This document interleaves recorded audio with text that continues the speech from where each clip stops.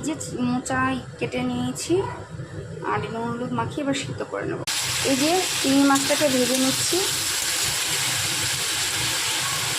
আর এই মোচাটা সিদ্ধ হয়ে গেছে, জল জমিয়ে রেখেছি। গোটা জিরেটা ফোড়ন দিয়ে দিলাম, যেহেতু চিংড়ি মাছের ভেজে নিয়েছি এর জন্য কড়াইটা এরকম দিয়ে দেবো। পেঁয়াজ কুচি দিলাম, এই ভেজে রাখা সমস্ত মশলা আদা জিরে আর রসুনটা বাদে রসুনটা মিশিয়ে করছি আর পাকা টমেটো কেটে দিয়ে দেবো মোচাটা, দিয়ে দেবো পরিমাণ মতো হলুদ, দেবো পরিমাণ মতো নুন, দিয়ে দেবো একটু চিনি। চিনি না দিলে না ঠিক ভালো লাগে না খেতে।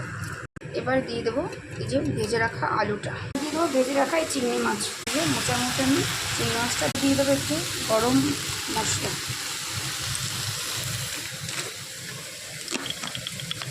দিয়ে দেবো ঘি।